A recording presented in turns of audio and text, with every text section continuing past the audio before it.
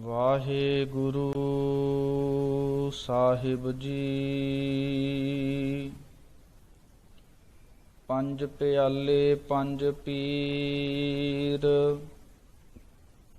ਛਠਮ ਪੀਰ ਬੈਠਾ ਗੁਰ ਭਾਰੀ।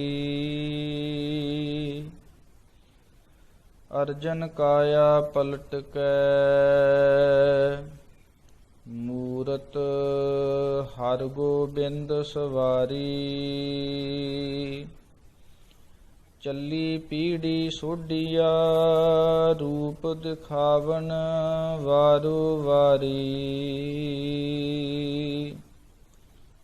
ਦਲ ਭੰਜਨ ਗੁਰ ਸੂਰਮਾ, ਬੜ ਜੋਧਾ ਬਹੁ ਪਰ ਉਪਕਾਰੀ।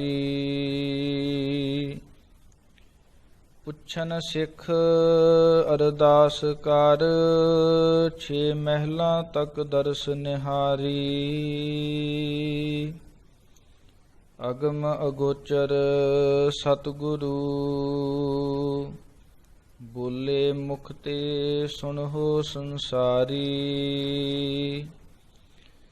ਕਲ ਜੁਗ ਪੀੜੀ ਸੋਢੀਆਂ, ਨਿਹਚਲ ਨੀਵ ਉਸਾਰ ਖਲਾਰੀ।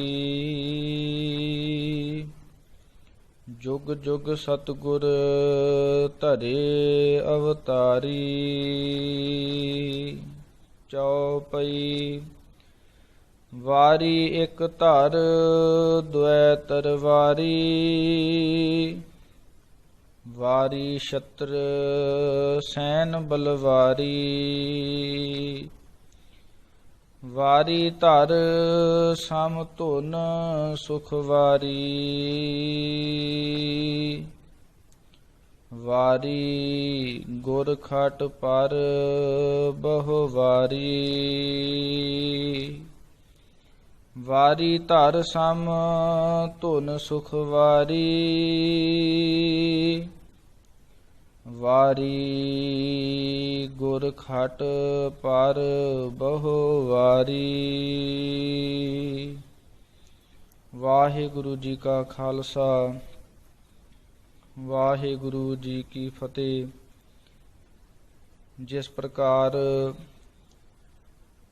ਸਾਹਿਬ ਸ੍ਰੀ ਗੁਰੂ ਹਰਗੋਬਿੰਦ ਸਾਹਿਬ ਮਹਾਰਾਜ ਜੀ ਦੇ ਜੋ ਗੁਰਤਾ ਗੱਦੀ ਦਿਵਸ ਨੂੰ ਮੁੱਖ ਰੱਖਦਿਆਂ ਹੋਇਆਂ ਸਤਿਗੁਰਾਂ ਦਾ ਪਾਵਨ ਇਤਿਹਾਸ ਸੂਤਰ ਰੂਪ ਦੇ ਅੰਦਰ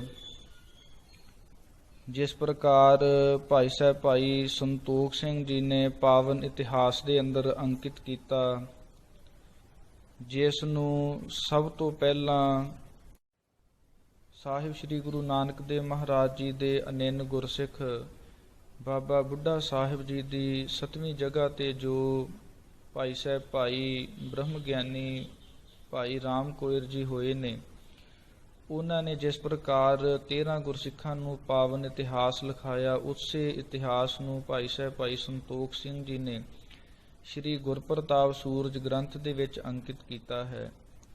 ਉਸੇ ਪਾਵਨ ਇਤਿਹਾਸ ਨੂੰ ਅੱਜ ਆਪਾਂ ਥੋੜ੍ਹੇ ਸ਼ਬਦਾਂ ਦੇ ਵਿੱਚ ਵਿਚਾਰਨ ਦਾ ਯਤਨ ਕਰਨਾ ਹੈ। ਸੂਤਰ ਰੂਪ ਦੇ ਅੰਦਰ ਹੀ ਇਤਿਹਾਸ ਦੇ ਉੱਪਰ ਚਾਨਣਾ ਪਾਉਣ ਦਾ ਆਪਾਂ ਯਤਨ ਕਰਨਾ ਹੈ। ਸੂਤਰ ਰੂਪ ਦੇ ਅੰਦਰ ਇਸ ਦਾ ਭਾਵ ਹੈ ਕਿ ਅਲਪਛਰਤਵੇ ਸਤੀ ਬਹੁ ਅਰਥ ਬੋਧ ਕਤਵੰ ਸੂਤਰਤਵੰ, ਕਿ ਸ਼ਬਦ ਥੋੜ੍ਹੇ ਹੋਣ ਪਰ ਉਹਨਾਂ ਦਾ ਜਿਹੜਾ ਭਾਵ ਹੈ, ਖੁਲਾਸਾ ਹੈ, ਉਹ ਬਹੁਤਾ ਹੋਵੇ, ਉਸ ਨੂੰ ਆਖਿਆ ਜਾਂਦਾ ਹੈ ਸੂਤਰ ਰੂਪ ਦੇ ਵਿੱਚ। ਸੋ ਇਸ ਪ੍ਰਕਾਰ ਜਿਵੇਂ ਭਾਈ ਸੰਤੋਖ ਸਿੰਘ ਜੀ ਨੇ ਲਿਖਿਆ ਹੈ, ਆਪਾਂ ਉਸ ਪਾਵਨ ਇਤਿਹਾਸ ਨੂੰ ਵਿਚਾਰਨ ਦਾ ਯਤਨ ਕਰੀਏ ਜੀ। ਵਾਹਿਗੁਰੂ ਸਾਹਿਬ ਜੀ। ਚਉਪਈ ਪੁਨ ਸ਼੍ਰੀ ਹਰਗੋਬਿੰਦ ਗੁਰ ਹੋਏ। ਭਾਈ ਸੰਤੋਖ ਸਿੰਘ ਜੀ ਲਿਖਦੇ ਨੇ ਕਿ ਸਾਹਿਬ ਸ੍ਰੀ ਗੁਰੂ ਅਰਜਨ ਦੇਵ ਮਹਾਰਾਜ ਜੀ ਤੋਂ ਬਾਅਦ ਜਦੋਂ ਮੁਗਲਾਂ ਦੀ ਦੁਸ਼ਟਤਾਈ ਦੇ ਕਾਰਨ ਚੰਦੂ ਦੀ ਈਰਖਾ ਕਰਨ ਦੇ ਨਾਲ ਸਾਹਿਬ ਸ੍ਰੀ ਗੁਰੂ ਅਰਜਨ ਦੇਵ ਮਹਾਰਾਜ ਜੀ ਇਸ ਨਾਸ਼ਵੰਤ ਸੰਸਾਰ ਤੋਂ ਪਰਲੋਕ ਗਮਨ ਕਰ ਗਏ। ਇਸ ਪੰਜ ਭੌਤਿਕ ਸਰੀਰ ਨੂੰ ਤਿਆਗ ਦਿੱਤਾ। ਉਸ ਵੇਲੇ ਜਿਵੇਂ ਸਾਹਿਬ ਸ੍ਰੀ ਗੁਰੂ ਗੋਬਿੰਦ ਸਿੰਘ ਮਹਾਰਾਜ ਜੀ ਨੇ ਬਚਨ ਲਿਖੇ ਹਨ ਕਿ ਜਬ ਅਰਜਨ ਪ੍ਰਭ ਲੋਕ ਸਿਧਾਏ, ਹਰ ਗੋਬਿੰਦ ਤਿਹ ਠਾਂ ਠਹਿਰਾਏ। ਉਸ ਵੇਲੇ ਸਾਹਿਬ ਸ੍ਰੀ ਗੁਰੂ ਹਰਗੋਬਿੰਦ ਸਾਹਿਬ ਮਹਾਰਾਜ ਜੀ ਦਾ ਸਮਾਂ ਆਇਆ। ਉਹ ਪਾਵਨ ਗੁਰਗੱਦੀ ਦੇ ਉੱਪਰ ਵਿਰਾਜਮਾਨ ਹੋਏ। ਸੋ ਇਸੇ ਪ੍ਰਕਾਰ ਹੀ ਭਾਈ ਸੰਤੋਖ ਸਿੰਘ ਜੀ ਬਚਨ ਲਿਖਦੇ ਨੇ ਕਿ ਸਾਹਿਬ ਸ੍ਰੀ ਗੁਰੂ ਅਰਜਨ ਦੇਵ ਮਹਾਰਾਜ ਜੀ ਤੋਂ ਬਾਅਦ ਸਾਹਿਬ ਸ੍ਰੀ ਗੁਰੂ ਹਰਗੋਬਿੰਦ ਸਾਹਿਬ ਮਹਾਰਾਜ ਜੀ ਗੁਰਗੱਦੀ ਦੇ ਉੱਪਰ ਬੈਠਣਾ ਕੀਤਾ। ਪ੍ਰਭ ਪੀਰੀ ਅਰ ਮੀਰੀ ਦੋਏ। ਸਾਹਿਬ ਸ੍ਰੀ ਗੁਰੂ ਹਰਗੋਬਿੰਦ ਸਾਹਿਬ ਮਹਾਰਾਜ ਜੀ ਦੀ ਸਿਫਤ ਕਰਦਿਆਂ ਹੋਇਆਂ ਭਾਈ ਸੰਤੋਖ ਸਿੰਘ ਜੀ ਲਿਖਦੇ ਹਨ ਕਿ ਸਾਹਿਬ ਸ੍ਰੀ ਗੁਰੂ ਹਰਗੋਬਿੰਦ ਸਾਹਿਬ ਮਹਾਰਾਜ ਜੀ ਪੀਰੀ ਅਤੇ ਮੀਰੀ, ਇਸ ਦਾ ਜੋ ਖੁਲਾਸਾ ਹੈ ਉਹ ਵੀ ਕਰਨਾ ਬਹੁਤ ਜ਼ਰੂਰੀ ਹੈ ਕਿ ਅਸਲ ਦੇ ਅੰਦਰ ਇਸ ਦਾ ਭਾਵ ਕੀ ਸੀ। ਕਿਉਂਕਿ ਸਾਹਿਬ ਸ੍ਰੀ ਗੁਰੂ ਨਾਨਕ ਦੇਵ ਮਹਾਰਾਜ ਜੀ ਤੋਂ ਲੈ ਕਰਕੇ ਸਾਹਿਬ ਸ੍ਰੀ ਗੁਰੂ ਅਰਜਨ ਦੇਵ ਮਹਾਰਾਜ ਜੀ ਤੱਕ ਜੋ ਗੁਰਸਿੱਖੀ ਦੇ ਅੰਦਰ ਇੱਕ ਕੈਸਾ ਜੀਵਨ ਸੀ, ਜਿਵੇਂ ਦੁਨੀਆ ਦੇ ਅੰਦਰ ਮੁੱਖ ਰੂਪ ਦੇ ਅੰਦਰ ਆਦਿ ਕਾਲ ਤੋਂ ਲੈ ਕੇ ਜਿਹੜੀ ਪੂਜਾ ਸਿਮਰਨ ਇਸ ਨੂੰ ਹੀ ਮੁਖਤਾ ਦਿੱਤੀ ਜਾਂਦੀ ਸੀ ਕਿ ਹਰ ਜਿਹੜੀ ਚੀਜ਼ ਹੈ ਕਿ ਨਿਮਰਤਾ ਰੱਖਣੀ, ਉਸੇ ਨੂੰ ਹੀ ਅੱਗੇ ਵਧਾਉਂਦਿਆਂ ਹੋਇਆਂ ਸਾਹਿਬ ਸ੍ਰੀ ਗੁਰੂ ਅਰਜਨ ਦੇਵ ਮਹਾਰਾਜ ਜੀ ਤੱਕ ਜੋ ਸ਼ਾਂਤੀ ਪ੍ਰਧਾਨ ਜਿਹੜਾ ਜੀਵਨ ਸੀ ਉਸ ਨੂੰ ਜਿਉਇਆ। ਪਰ ਉਸ ਤੋਂ ਬਾਅਦ ਜਦੋਂ ਮੁਗਲਾਂ ਦੀ ਜੋ ਦੁਸ਼ਟਤਾਈ ਨੂੰ ਦੇਖਦਿਆਂ ਹੋਇਆਂ, ਉਹਨਾਂ ਦੀ ਜੋ ਵੱਧ ਰਹੇ ਵਤੀਰੇ ਨੂੰ ਦੇਖਦਿਆਂ ਹੋਇਆਂ, ਉਹ ਸਮੇਂ ਸਾਹਿਬ ਸ੍ਰੀ ਗੁਰੂ ਅਰਜਨ ਦੇਵ ਮਹਾਰਾਜ ਜੀ ਦੇ ਹੁਕਮ ਦੇ ਅਨੁਸਾਰ ਹੀ ਸਾਹਿਬ ਸ੍ਰੀ ਗੁਰੂ ਹਰਗੋਬਿੰਦ ਸਾਹਿਬ ਮਹਾਰਾਜ ਜੀ ਨੇ ਜੋ ਮੀਰੀ ਅਤੇ ਪੀਰੀ ਦੀਆਂ ਜੋ ਇਹ ਤਲਵਾਰਾਂ ਸਨ ਉਹਨਾਂ ਨੂੰ ਪਹਿਨਣਾ ਕੀਤਾ, ਜਿਸ ਦੇ ਨਾਲ ਜਿਹੜਾ ਨਾਮ ਸਿਮਰਨ ਔਰ ਜਿਹੜੇ ਆਪਣੇ ਦੀਨ ਔਰ ਧਰਮ ਦੀ ਜਿਹੜੀ ਰੱਖਿਆ ਹੈ ਉਹ ਵੀ ਹੋ ਸਕੇ। ਉਸ ਦੇ ਲਈ ਜਿਸ ਪ੍ਰਕਾਰ ਇੱਕ ਢਾਡੀ ਨੱਥੂ ਮੱਲ ਤੇ ਅਬਦੁੱਲਾ ਜੀ ਹੋਏ ਨੇ, ਉਹਨਾਂ ਨੇ ਵੀ ਇਸ ਬਾਬਤ ਬਚਨ ਲਿਖੇ ਨੇ। ਦੋ ਤਲਵਾਰੀ ਬੱਧੀਆਂ, ਇੱਕ ਮੀਰੀ ਦੀ ਇੱਕ ਪੀਰੀ ਦੀ, ਇੱਕ ਅਜ਼ਮਤ ਦੀ ਇੱਕ ਰਾਜ ਦੀ, ਇੱਕ ਰਾਖੀ ਕਰੇ ਵਜ਼ੀਰ ਦੀ, ਹਿੰਮਤ ਬਾਹਾਂ ਕੋਟ ਗੜ ਦਰਵਾਜ਼ਾ ਬਲਖ ਬਖੀਰ ਦੀ, ਨਾਲ ਸਿਪਾਹੀ ਨੀਲ ਨਾਲ ਮਾਰ ਦੁਸ਼ਟਾਂ ਕਰੇ ਤਗੀਰ ਦੀ, ਪੱਗ ਤੇਰੀ ਕੀ ਜਹਾਂਗੀਰ ਦੀ। ਸਤਿਗੁਰਾਂ ਦੀ ਮਹਿਮਾ ਕਰਦਿਆਂ ਹੋਇਆਂ ਇਹ ਬਚਨ ਲਿਖੇ ਨੇ ਕਿ ਉਹਨਾਂ ਨੇ ਦੁਸ਼ਟਾਂ ਦੇ ਨਾਸ਼ ਦੇ ਲਈ, ਕਿਉਂਕਿ ਉਸ ਸਮੇਂ ਇਹ ਸਮਝਿਆ ਜਾਂਦਾ ਸੀ ਕਿ ਸਿਰ ਦੇ ਉੱਪਰ ਜਿਹੜੀ ਸੇਲੀ ਟੋਪੀ ਸੀ ਉਸ ਨੂੰ ਪਹਿਨਿਆ ਜਾਂਦਾ ਸੀ, ਪਰ ਸਾਹਿਬ ਸ੍ਰੀ ਗੁਰੂ ਹਰਗੋਬਿੰਦ ਸਾਹਿਬ ਮਹਾਰਾਜ ਜੀ ਨੇ ਸੀਸ ਦੇ ਉੱਪਰ ਕਲਗੀ ਵੀ ਸਜਾਈ। ਹੋਰ ਜਿਹੜੇ ਬਹੁਤ ਤਰ੍ਹਾਂ ਦੇ ਰਾਜੇ ਮਹਾਰਾਜਿਆਂ ਵਾਲੇ ਲਿਬਾਸ ਸਨ ਉਹਨਾਂ ਨੂੰ ਵੀ ਪਹਿਨਿਆ, ਘੋੜੇ ਰੱਖੇ, ਕਿਉਂਕਿ ਮੁਗਲਾਂ ਦਾ ਔਰ ਜਿਹੜੇ ਪਹਾੜੀ ਰਾਜੇ ਸਨ ਉਹਨਾਂ ਦਾ ਇਹ ਇੱਕ ਹੁਕਮ ਸੀ ਜਨਤਾ ਦੇ ਉੱਪਰ ਕਿ ਨਾ ਕੋਈ ਘੋੜ ਸਵਾਰ ਬਣ ਸਕਦਾ ਹੈ, ਭਾਵ ਘੋੜੇ ਆਦਿਕ ਨਹੀਂ ਪਾਲ ਸਕਦਾ, ਹਾਥੀ ਆਦਿਕ ਉਹ ਵੀ ਨਹੀਂ ਰੱਖ ਸਕਦਾ, ਜਿਹੜੇ ਕੋਈ ਚੰਗੇ ਸ਼ਸਤਰ ਉਹ ਵੀ ਨਹੀਂ ਰੱਖ ਸਕਦਾ, ਇਹ ਸਿਰਫ ਸਾਨੂੰ ਅਧਿਕਾਰ ਹੈ। ਪਰ ਜਦੋਂ ਸਤਿਗੁਰਾਂ ਦਾ ਸਮਾਂ ਆਇਆ ਉਸ ਵੇਲੇ ਸਤਿਗੁਰਾਂ ਨੇ ਜਿੱਥੇ ਜਿਹੜੀ ਭਗਤੀ ਹੈ ਉਸ ਦਾ ਪ੍ਰਚਾਰ ਕੀਤਾ, ਕਿਉਂਕਿ ਸਾਹਿਬ ਸ੍ਰੀ ਗੁਰੂ ਅਰਜਨ ਦੇਵ ਮਹਾਰਾਜ ਜੀ ਦੇ ਇਹ ਪਹਿਲਾਂ ਹੀ ਹੁਕਮ ਹੋ ਗਏ ਸਨ ਕਿ ਜਿਹੜੇ ਸਾਡੇ 6ਵੀਂ ਜਗ੍ਹਾ ਤੇ ਜੋ ਸਤਿਗੁਰੂ ਜੀ ਟਿਕਣਗੇ, ਗੁਰਗੱਦੀ ਦੇ ਉੱਪਰ ਬੈਠਣਗੇ, ਉਹਨਾਂ ਨੇ ਕੋਈ ਗੁਰਬਾਣੀ ਨਹੀਂ ਰਚਣੀ, ਸਿਰਫ ਉਹ ਗੁਰਬਾਣੀ ਦਾ ਪ੍ਰਚਾਰ ਕਰਨਗੇ ਔਰ ਜਿਹੜੀ ਇਸ ਦੀ ਹਿਫਾਜ਼ਤ ਕਰਨਗੇ। ਇਹ ਪਹਿਲਾਂ ਹੀ ਉਹਨਾਂ ਨੇ ਬਚਨ ਕੀਤੇ ਸਨ। ਉਸੇ ਦੇ ਅਨੁਸਾਰ ਹੀ ਸਤਿਗੁਰਾਂ ਨੇ ਅੱਗੇ ਕੋਈ ਬਾਣੀ ਨਹੀਂ ਉਚਾਰਨ ਕੀਤੀ, ਸਿਰਫ ਇਹੀ ਕਾਰਜ ਕੀਤਾ ਕਿ ਪ੍ਰਭ ਮੇਰੀ ਅਰ ਪੀਰੀ ਦੋਏ। ਜਿਹੜੀ ਪੀਰੀ ਗੁਰਤਾ ਗੱਦੀ ਸੀ ਜਾਂ ਪੀਰੀ ਜਿਹੜੀਆਂ ਸ਼ਕਤੀਆਂ ਸਨ, ਔਰ ਇੱਕ ਜਿਹੜੀ ਮੇਰੀ ਜੋ ਪਾਤਸ਼ਾਹਾਂ ਦੀ ਪਾਤਸ਼ਾਹੀ ਹੈ, ਇਹ ਜਿਹੜੀਆਂ ਦੋ ਤਲਵਾਰਾਂ ਮੀਰੀ ਦੀ ਸ਼ਕਤੀ ਦੀ ਔਰ ਪੀਰੀ ਜਿਹੜੀ ਸ਼ਕਤੀ ਔਰ ਮੀਰੀ ਜਿਹੜੀ ਪਾਤਸ਼ਾਹੀ ਹੈ, ਇਸ ਦੀਆਂ ਦੋਵੇਂ ਤਲਵਾਰਾਂ ਪਹਿਨ ਲੈਣੀਆਂ ਕੀਤੀਆਂ। ਇਹ ਜਿਹੜੀਆਂ ਤਲਵਾਰਾਂ ਸਨ ਇਹ ਸਤਿਕਾਰਯੋਗ ਬ੍ਰਹਮ ਗਿਆਨੀ ਬਾਬਾ ਬੁੱਢਾ ਸਾਹਿਬ ਜੀ ਨੇ ਆਪ ਜੀ ਨੂੰ ਪਹਿਨਾਈਆਂ ਸਨ। ਜਨਮ ਲੀਨ ਜਹ ਗ੍ਰਾਮ ਵਡਾਲੀ। ਸਾਹਿਬ ਸ੍ਰੀ ਗੁਰੂ ਹਰਗੋਬਿੰਦ ਸਾਹਿਬ ਮਹਾਰਾਜ ਜੀ ਨੇ ਉਹਨਾਂ ਦਾ ਜਿਹੜਾ ਅਵਤਾਰ ਸਥਾਨ ਹੈ ਉਸ ਦੀ ਬਾਬਤ ਦੱਸਦੇ ਹਨ ਕਿ ਸਾਹਿਬ ਸ੍ਰੀ ਗੁਰੂ ਹਰਗੋਬਿੰਦ ਸਾਹਿਬ ਮਹਾਰਾਜ ਜੀ ਨੇ ਸਾਹਿਬ ਸ੍ਰੀ ਗੁਰੂ ਅਰਜਨ ਦੇਵ ਮਹਾਰਾਜ ਜੀ ਦੇ ਘਰ ਮਾਤਾ ਗੰਗਾ ਜੀ ਦੇ ਉਦਰ ਦੇ ਵਿੱਚੋਂ ਜਿਹੜੇ ਗੁਰੂ ਕੀ ਵਡਾਲੀ, ਜਿਸ ਨੂੰ ਤਹਿਸੀਲ ਅਤੇ ਜ਼ਿਲ੍ਹਾ ਸ੍ਰੀ ਅੰਮ੍ਰਿਤਸਰ ਸਾਹਿਬ ਪੈਂਦਾ ਹੈ, ਉਸ ਜਗ੍ਹਾ ਦੇ ਵਿੱਚ ਆਪ ਜੀ ਨੇ ਅਵਤਾਰ ਧਾਰਨ ਕੀਤਾ।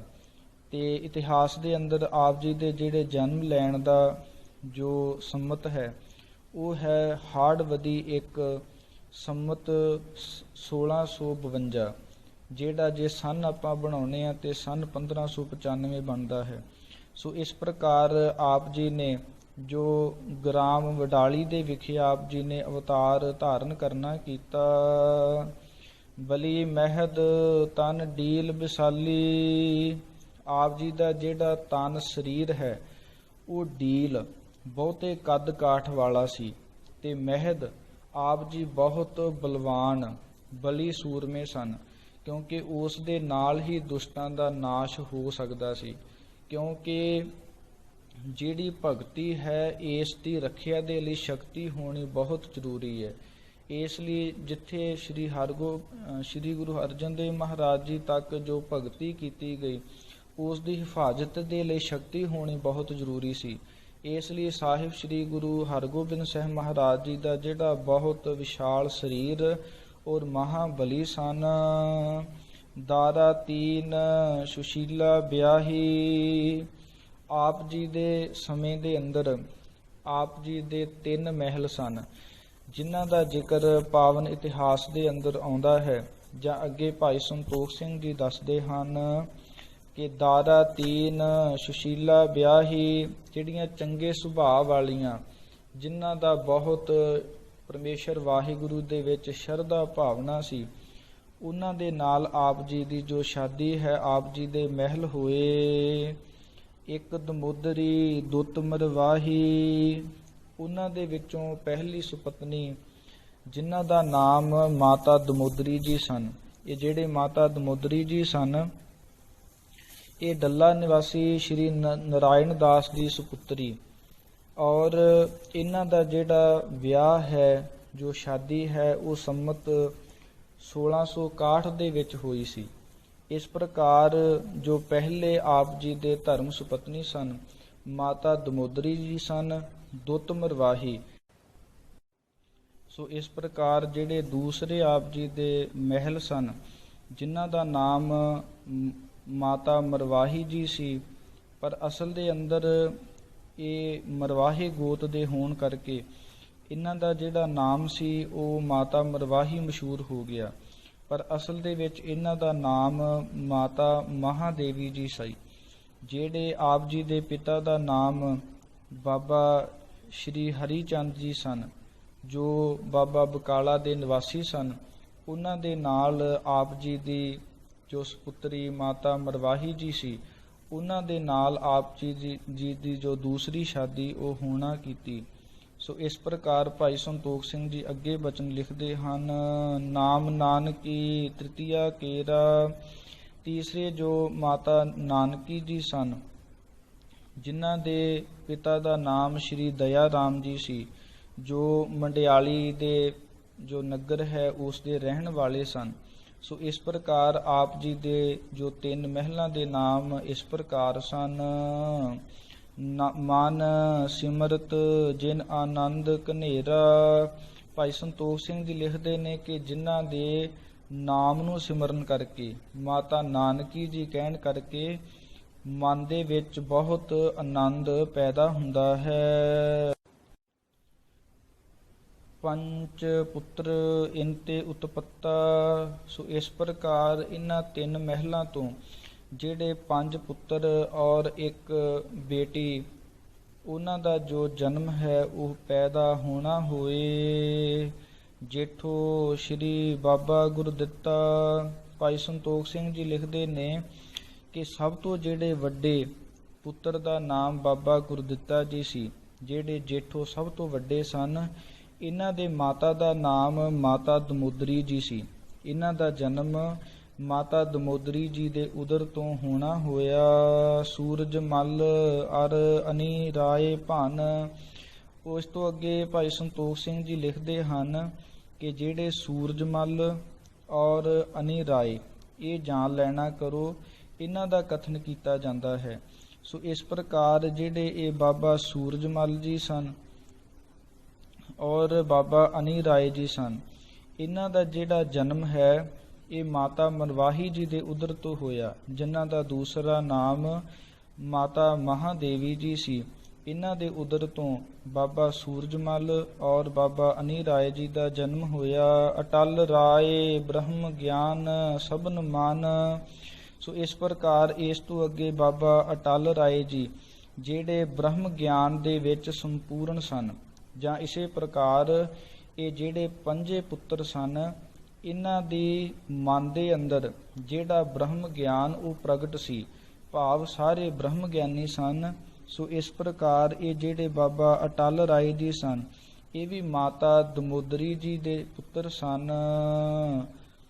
ਪੰਚਮ ਭੇ ਸ਼੍ਰੀ ਤੇਗ ਬਹਾਦਰ। ਤੇ ਪੰਜਵੇਂ ਜਿਹੜੇ ਪੁੱਤਰ ਸਾਹਿਬ ਸ਼੍ਰੀ ਗੁਰੂ ਤੇਗ ਬਹਾਦਰ ਮਹਾਰਾਜ ਜੀ ਪੈਦਾ ਹੋਏ, ਜਨਮ ਹੋਇਆ, ਜਿਨ੍ਹਾਂ ਦੇ ਮਾਤਾ ਦਾ ਨਾਮ ਮਾਤਾ ਨਾਨਕੀ ਜੀ ਸੀ। ਨਿਕਟ ਬਿਠਾਵਹਿ ਜਿਨ ਪਿਤ ਸਾਦਰ। ਭਾਈ ਸੰਤੋਖ ਸਿੰਘ ਜੀ ਲਿਖਦੇ ਨੇ ਕਿ ਜਿਨ੍ਹਾਂ ਨੂੰ ਸਾਹਿਬ ਸ੍ਰੀ ਗੁਰੂ ਹਰਗੋਬਿੰਦ ਸਾਹਿਬ ਮਹਾਰਾਜ ਜੀ ਆਪਣੇ ਪਾਠ ਪਾਸ ਬੜੇ ਸਤਿਕਾਰ ਨਾਲ ਬਿਠਾਉਂਦੇ ਸਨ। ਸ੍ਰੀ ਗੁਰ ਹਰਗੋਬਿੰਦ ਸ਼ਮਸ਼ੇਰ। ਇਸ ਪ੍ਰਕਾਰ ਸਾਹਿਬ ਸ੍ਰੀ ਗੁਰੂ ਹਰਗੋਬਿੰਦ ਸਾਹਿਬ ਮਹਾਰਾਜ ਜੀ ਇੱਕ ਸ਼ੇਰ ਦੇ ਸਮਾਨ ਬੜੇ ਸੂਰਮੇ ਸੂਰਬੀਰ ਯੋਧੇ ਸਨ। ਅਤੇ ਤੁਰਕਗਨ ਗਹਿ ਸ਼ਮਸ਼ੇਰ। ਉਹਨਾਂ ਨੇ ਜਿਹੜੇ ਬਹੁਤ ਤੁਰਕ ਸਨ, ਉਹਨਾਂ ਨੂੰ ਜੋ ਸ਼ਮਸ਼ੀਰ ਹੈ, ਤਲਵਾਰ ਹੈ, ਉਸ ਨੂੰ ਪਕੜ ਕਰਕੇ ਉਸ ਦੇ ਨਾਲ ਮੁਗਲਾਂ ਦੇ ਨਾਲ ਜਿਹੜੇ 4 ਜੰਗ ਕਰਕੇ ਉਹਨਾਂ ਨੂੰ ਨਾਸ਼ ਕਰਨਾ ਕੀਤਾ। ਗੰਦਾਸਨ ਕੇ ਕਾਜ ਸੁਧਾਰੇ।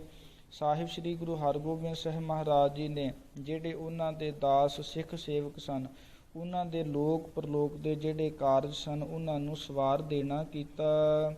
ਜਗ ਮਹਿ ਕੀਰਤ ਬਹੁ ਵਿਸਤਾਰੇ। ਸੋ ਇਸ ਪ੍ਰਕਾਰ ਗੁਰਸਿੱਖੀ ਦੀ ਜਿਹੜੀ ਕੀਰਤੀ ਹੈ, ਭਗਤੀ ਹੈ, ਆਪ ਜੀ ਨੇ ਜਗ ਦੇ ਵਿੱਚ ਬਹੁਤ ਜ਼ਿਆਦਾ ਫੈਲਾਉਣਾ ਕੀਤੀ। 1 ਸੰਮਤ 10 ਮਾਸ। ਸੋ ਇਸ ਪ੍ਰਕਾਰ 1 ਜਿਹੜੇ 31 ਸਾਲ ਔਰ 10 ਮਹੀਨੇ। ਖਟ ਦਿਨ ਗੁਰਤਾ ਥਿਤ ਸੁਖ ਰਾਸ। ਇਸ ਪ੍ਰਕਾਰ 31 ਸਾਲ 10 ਮਹੀਨੇ ਔਰ 6 ਦਿਨ ਉੱਪਰ ਹੋਰ ਆਪ ਜੀ ਜੋ ਗੁਰਤਾ ਗੱਦੀ ਹੈ ਉਸ ਦੇ ਉੱਪਰ ਵਿਰਾਜਮਾਨ ਰਹੇ। ਜਿਸ ਪ੍ਰਕਾਰ ਪਾਵਨ ਇਤਿਹਾਸ ਦੇ ਅੰਦਰ ਇਹ ਵੀ ਬਚਨ ਆਉਂਦੇ ਹਨ ਕਿ ਆਪ ਜੀ ਜਿਹੜਾ ਗੁਰਿਆਈ ਤਿਲਕ ਹੈ ਉਸ ਨੂੰ ਸ੍ਰੀ ਅੰਮ੍ਰਿਤਸਰ ਸਾਹਿਬ ਵਿਖੇ ਜੇਠ ਵਦੀ 14 ਸੰਮਤ 1663 ਮੁਤਾਬਕ ਜਿਹੜਾ ਸਨ 1606 ਈਸਵੀ ਨੂੰ ਜੋ ਆਪ ਜੀ ਨੂੰ ਗੁਰਗੱਦੀ ਦਾ ਤਿਲਕ ਹੈ ਉਹ ਲਾਇਆ ਗਿਆ। ਉਸ ਦਿਨ ਤੋਂ ਲੈ ਕਰਕੇ ਆਪ ਜੀ 31 ਸਾਲ 10 ਮਹੀਨੇ ਤੇ 6 ਦਿਨ ਆਪ ਜੀ ਜੋ ਸੁੱਖਾਂ ਦੀ ਰਾਸ਼ੀ ਇਹ ਗੁਰਗੱਦੀ ਜੋ ਸਥਾਨ ਸੀਗਾ ਇਸ ਦੇ ਉੱਪਰ ਵਿਰਾਜਮਾਨ ਰਹੇ। ਸੋ ਇਸ ਪ੍ਰਕਾਰ ਆਪ ਜੀ ਦੀ ਜਿਹੜੀ ਗੁਰਗੱਦੀ ਦਾ ਜੋ ਤਿਲਕ ਹੈ ਉਹ ਬ੍ਰਹਮ ਗਿਆਨੀ ਬਾਬਾ ਬੁੱਢਾ ਸਾਹਿਬ ਜੀ ਨੇ ਆਪ ਜੀ ਨੂੰ ਦਿੱਤਾ। ਤੇ ਨਾਲ ਹੀ ਇੱਥੇ ਇਹ ਵੀ ਵਿਚਾਰ ਕਰਨ ਯੋਗ ਹੈ ਕਿ ਆਪ ਜੀ ਨੂੰ ਜਿਹੜੀ ਜੋ ਬ੍ਰਹਮ ਗਿਆਨ ਦੀ ਵਿੱਦਿਆ ਹੈ, ਜੋ ਗੁਰਮੁਖੀ ਦੀ ਵਿੱਦਿਆ ਹੈ, ਜਾਂ ਜਿਹੜੀਆਂ ਹੋਰ ਜੋ ਬੇਅੰਤ ਵਿਦਿਆਵਾਂ ਹਨ, ਉਹਨਾਂ ਨੂੰ ਆਪ ਜੀ ਨੇ ਸਾਹਿਬ ਸ੍ਰੀ ਗੁਰੂ ਹਰਗੋਬਿੰਦ ਸਾਹਿਬ ਮਹਾਰਾਜ ਜੀ ਨੂੰ ਪੜ੍ਹਾਇਆ। ਆਪ ਜੀ ਦੇ ਉਸਤਾਦ ਬਾਬਾ ਬੁੱਢਾ ਸਾਹਿਬ ਜੀ ਸਨ। ਜਿਸ ਪ੍ਰਕਾਰ ਸਾਹਿਬ ਸ੍ਰੀ ਗੁਰੂ ਅਰਜਨ ਦੇਵ ਮਹਾਰਾਜ ਜੀ ਨੇ ਆਪ ਜੀ ਨੂੰ ਬੜੇ ਸਤਿਕਾਰ ਦੇ ਨਾਲ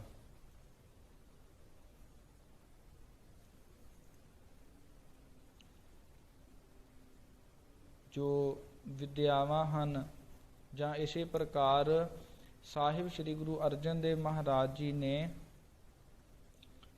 ਬਾਬਾ ਬੁੱਢਾ ਸਾਹਿਬ ਜੀ ਦੀ ਜੋ ਡਿਊਟੀ ਹੈ ਉਹ ਆਪ ਜੀ ਨੂੰ ਵਿੱਦਿਆ ਪੜ੍ਹਾਉਣ ਦੇ ਲਈ ਲਾਈ ਸੀ ਕਿ ਆਪ ਜੀ ਬਾਲਕ ਸ੍ਰੀ ਹਰਗੋਬਿੰਦ ਸਾਹਿਬ ਮਹਾਰਾਜ ਜੀ ਨੂੰ ਜੋ ਇਹ ਬ੍ਰਹਮ ਵਿੱਦਿਆ ਹੈ ਇਸ ਨੂੰ ਪੜ੍ਹਾਉਣਾ ਕਰੋ।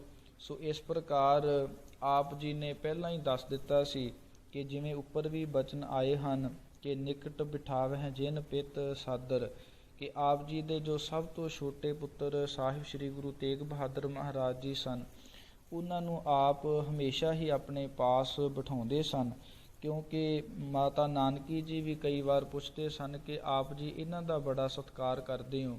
ਕਦੇ ਕਦੇ ਆਪ ਜੀ ਆਪਣਾ ਇੱਕ ਜੋ ਪੱਟ ਹੈ, ਜੋ ਗੋਡਾ ਹੈ, ਉਸ ਨੂੰ ਉੱਪਰ ਕਰਕੇ ਆਪ ਜੀ ਸ੍ਰੀ ਗੁਰੂ ਤੇਗ ਬਹਾਦਰ ਮਹਾਰਾਜ ਜੀ ਨੂੰ ਤਖਤ ਵਾਲੀ ਜਗ੍ਹਾ ਖਾਲੀ ਕਰ ਦਿੰਦੇ ਹੋ। ਕੀ ਕਾਰਨ ਹੈ? ਤਾਂ ਉਦੋਂ ਸਾਹਿਬ ਸ੍ਰੀ ਗੁਰੂ ਹਰਗੋਬਿੰਦ ਸਾਹਿਬ ਮਹਾਰਾਜ ਜੀ ਨੇ ਉਦੋਂ ਹੀ ਬਚਨ ਕਰ ਦਿੱਤੇ ਸਨ ਕਿ ਇਹ ਆਉਣ ਵਾਲੇ ਸਮੇਂ ਦੇ ਅੰਦਰ ਗੁਰਤਾ ਗੱਦੀ ਦੇ ਉੱਪਰ ਵਿਰਾਜਮਾਨ ਹੋਣਗੇ। ਸੋ ਇਸ ਪ੍ਰਕਾਰ ਐਸੇ ਮਹਾਨ ਬਖਸ਼ਿਸ਼ਾਂ ਵਾਲੇ ਸਤਿਗੁਰਾਂ ਦਾ, ਜਿਨ੍ਹਾਂ ਨੂੰ ਭਾਈ ਗੁਰਦਾਸ ਜੀ ਸਾਹਿਬ ਜੀ ਨੇ ਇਹਨਾਂ ਸ਼ਬਦਾਂ ਦੇ ਨਾਲ ਵਡਿਆਇਆ ਹੈ ਕਿ ਪੰਜ ਪਿਆਲੇ ਪੰਜ ਪੀਰ, ਛਠਮ ਪੀਰ ਬੈਠਾ ਗੁਰ ਭਾਰੀ। ਆਪ ਜੀ ਨੂੰ ਭਾਰੀ ਗੁਰੂ ਆਖਿਆ ਹੈ। ਜਾਂ ਅੱਗੇ ਬਚਨ ਆਉਂਦੇ ਨੇ, ਦਲ ਭੰਜਨ ਗੁਰ ਸੂਰਮਾ, ਬੜ ਜੋਧਾ ਬਹੁ ਪਰਉਪਕਾਰੀ। ਆਪ ਜੀ ਨੂੰ ਇੱਕ ਪਰਉਪਕਾਰੀ ਗੁਰੂ ਕਰਕੇ ਲਿਖਿਆ ਹੈ। ਸੋ ਐਸੇ ਸਤਿਗੁਰਾਂ ਦਾ ਜੋ ਬੇਅੰਤ ਗੁਰਸਿੱਖ ਸੰਗਤਾਂ ਜੋ ਗੁਰਗੱਦੀ ਦਿਵਸ ਹੈ ਉਹ ਮਨਾ ਰਹੀਆਂ ਹਨ। ਸੋ ਇਸ ਪ੍ਰਕਾਰ ਸਤਿਗੁਰੂ ਜੀ ਸਾਡੇ ਸਾਰਿਆਂ ਦੇ ਉੱਪਰ ਕਿਰਪਾ ਕਰਨ, ਸਾਡਾ ਲੋਕ ਸੁਖੀਆ ਪਰਲੋਕ ਸੁਹੇਲਾ ਹੋ ਸਕੀਏ। ਸੋ ਇਸ ਪ੍ਰਕਾਰ ਇਹ ਸੂਖਮ ਰੂਪ ਦੇ ਅੰਦਰ ਜੋ ਆਪ ਜੀ ਦਾ ਪਾਵਨ ਇਤਿਹਾਸ ਸੀ ਉਸ ਨੂੰ ਵਿਚਾਰਨ ਦਾ ਯਤਨ ਕੀਤਾ ਗਿਆ ਹੈ। ਹੋਈਆਂ ਬੇਅੰਤ ਭੁੱਲਾਂ ਦੀ ਖਿਮਾ ਅੱਗੇ ਤੋਂ ਸਮਾਧੀ ਦਾਤ ਬਖਸ਼ਣੀ ਜੀ। ਵਾਹਿਗੁਰੂ ਜੀ ਕਾ ਖਾਲਸਾ, ਵਾਹਿਗੁਰੂ ਜੀ ਕੀ ਫਤਿਹ।